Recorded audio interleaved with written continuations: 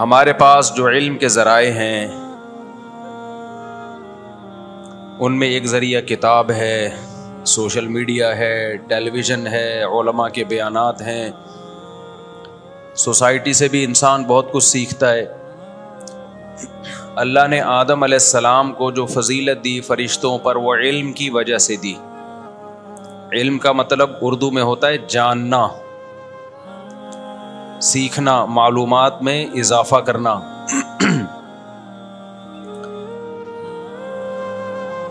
جس کے پاس جتنا علم ہوگا اللہ اس کو اتنی زیادہ فضیلت دے گا دوسروں پہ۔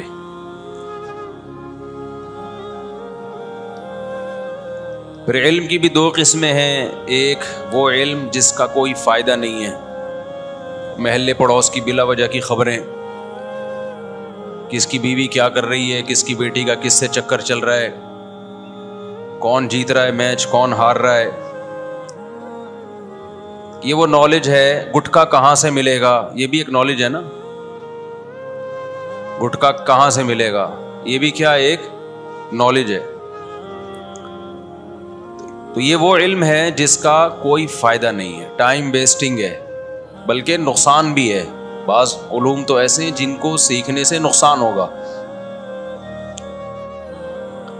روحانی عامل بننے کی کوشش کرو گے، وہ علوم سیکھو گے جو کہ علوم ہے ہی نہیں، تو اپنی بھی کھوپڑی خراب ہوگی اور دوسروں کی کھوپڑیاں بھی خراب کرو گے۔ تو کچھ علوم تو ایسے ہیں جن سے کوئی فائدہ نہیں ہے، لغو، بیکار کی بات ہے۔ لیکن کمال کی بات یہ کہ آج ہر قسم کی معلومات کو کمال سمجھا گیا، جی بندے کے پاس نالج بہت ہے۔ اور کچھ نالج ایسی ہے جو نقصان دہ ہے، اس کا نہ پتہ ہونا زیادہ بہتر ہے، نہ پتہ ہونا زیادہ بہتر ہے، فائدے میں رہو گے۔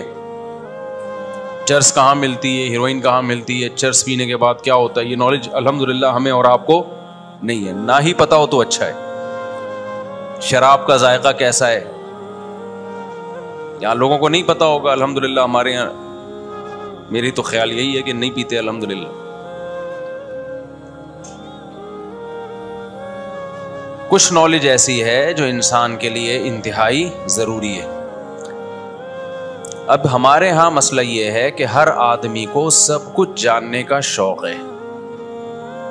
اچھا، کچھ نالج ایسی ہے، یہ بھی سمجھ لیں کہ اس کی انسان میں اللہ نے صلاحیت نہیں رکھی، سرے سے ہے ہی نہیں صلاحیت، وہ سیکھ ہی نہیں سکتا۔ جیسے روح کیا چیز ہے، روح، مشرکین نے نبی صلی اللہ علیہ وسلم سے روح کے بارے میں پوچھا، صحابہ نے بھی پوچھا، تو اللہ نے فرمایا قل الروح من امر ربی، اللہ کا حکم ہے وما اوتیتم من العلم الا قلیلا، تمہارے پاس علم بہت تھوڑا ہے، تم نہیں سمجھ سکتے روح کی حقیقت۔ تو وہ مینٹل لیول سے اوپر کی چیز ہے، تو اس میں دماغ لڑانا، پاگل ہو جائے گا انسان، روح کو سمجھ نہیں پائے گا۔ سائنسدان نہیں سمجھ پائے ہیں زندگی کیا ہے، تو میں اور آپ کس کھیت کی مولی ہے۔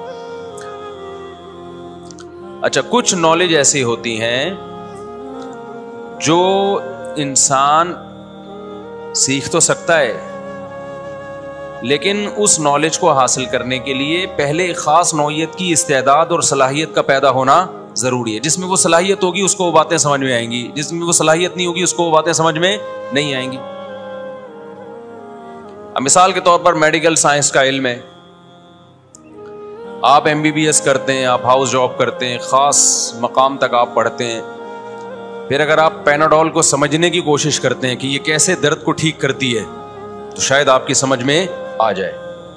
لیکن میں اگر یہ جاننے کی کوشش کروں، ڈاکٹر کے پاس جاؤں کہ ڈاکٹر صاحب یہ پیناڈول درد کا علاج کیسے کرتی ہے، تو ڈاکٹر سمجھا کے تھک جائے گا، بالآخر 4 گولی پیناڈول اس کو خود کھانی پڑیں گی اور 8 گولی ہمیں کھانی پڑیں گی۔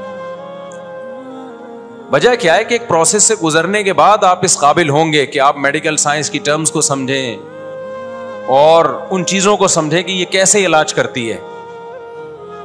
تبھی صحیح حدیث میں رسول اللہ صلی اللہ علیہ وسلم کا ارشاد ہے، کلم الناس علی قدر عقولہم، لوگوں سے ان کی عقل کے مطابق بات کیا کرو۔ ہر آدمی کی عقل ایک جیسی نہیں ہوتی، ہر آدمی کی عقل ایک جیسی نہیں ہوتی۔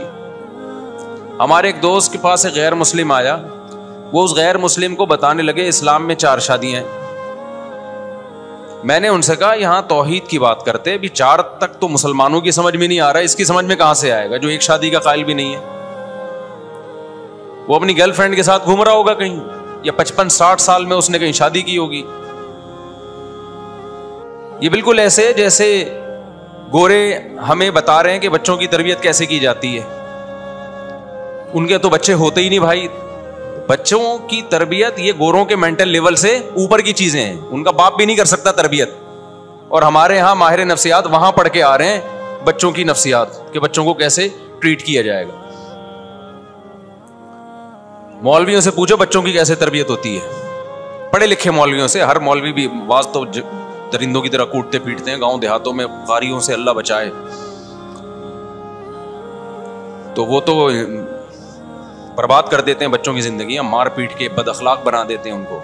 قاری بھی, اور گاؤں دیہاتوں میں اسکولوں میں بھی ایسا ہوتا ہے. سارے قاری نہیں, یعنی جو ایسا کرتے ہیں ان قاریوں کی بات کر رہا ہوں, کیونکہ ہم نے بہت سے قاری دیکھے ہیں جنگلیوں کی طرح بچوں کو کوٹتے ہیں, درندوں کی طرح مارتے ہیں, بچوں کے اخلاق بگاڑتے ہیں. خود بھی کوٹے پیٹے ہوتے ہیں نا, تو بدتمیز بن چکے ہوتے ہیں. تو ان قاریوں سے نہیں پوچھیں آپ, وہ تو اپنی بیچارے کی تربیت نہیں ہوئی ہے. نہ ان ٹیچروں سے پوچھیں, ان کی اپنی تربیت نہیں ہوئی ہے. تو بچوں کی تربیت کیسے کی جائے یہ گوروں کے مینٹل لیول سے اوپر, ان کو نہیں پتا بھائی. تو وہ خود کیوں پی رہے ہیں شراب؟ ابا نے تربیت کی ہوتی تو شراب پیتا. ان کے ہاں یہ تربیت میں داخل ہی نہیں ہے شراب کباب. اب مثال کے طور پر آپ نے اپنے بچے کی بڑی اچھی تربیت کی, رشتے والے آئے, آپ بتا رہے ہیں میرا بیٹا بہت پیارا ہے, میں نے اس کی بہت پیاری تربیت کی ہے, ماشاء اللہ ماشاء اللہ.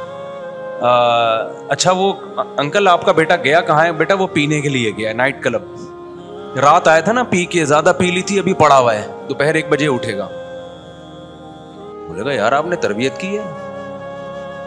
تو اگر آپ گورے ہوں گے, وہ بھی گورا ہوگا, تو کہے گا nice to meet you, very good, میں بھی وہیں تھا. آپ کا بچہ 12 بجے اٹھتا ہے, میں 1 بجے اٹھتا ہوں, آج تو جلدی اٹھ گیا, بیٹی کے رشتے کے لیے سلسلے میں آنا تھا. یہ ہمیں کیا سکھائیں گے میرے بھائی؟ یہ کیا کرائیں گے ہمیں؟ تربیت. میں اصل میں ینگ جنریشن کی کھوپڑی کو دیکھ رہا ہوں, بالکل خراب ہو چکی ہے یار. جن کے ہاں تربیت کی ڈیفینیشن ہی چینج ہے, ان سے کیا سیکھ رہے ہیں؟ تربیت. یعنی ایسا ہو گیا کہ کوئی قوم ایسی ہو جو مار پیٹ کو اخلاق سمجھتی ہو, آپ اس سے اخلاق کی ورکشاپ کروا رہے ہیں, ٹھیک ہے نا.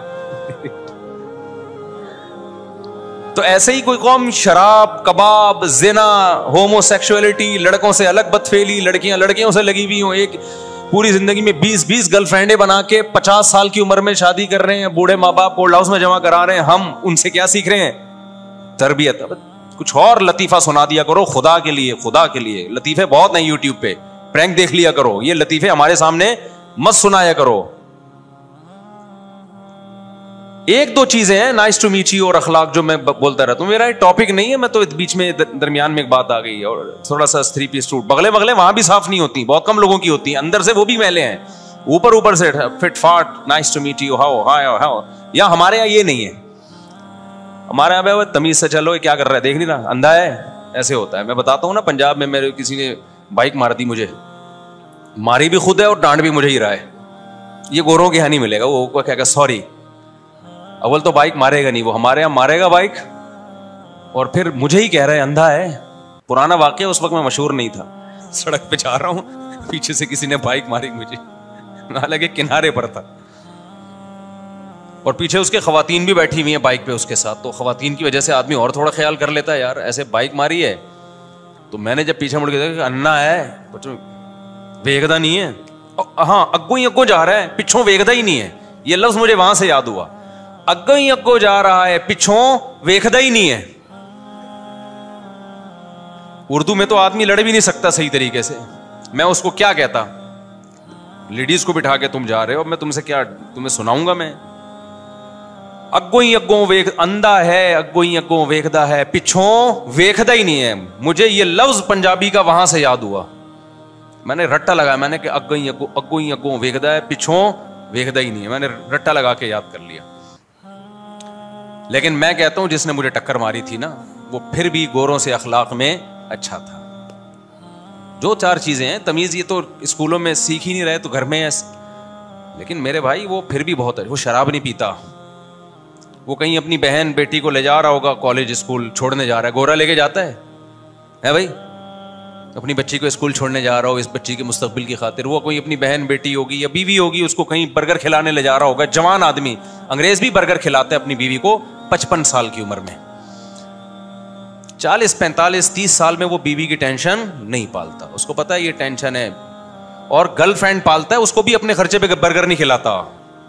گرل فرینڈ بھی اپنا برگر اپنے خرچے پہ کھائے گی. ہمارے یہاں تو گرل فرینڈ کے بھی آداب ہیں بھائی, گرل فرینڈ رکھنے کے بھی آداب ہیں ہمارے یہاں. ہے تو یہ بھنگی چماروں والا کام. خیر.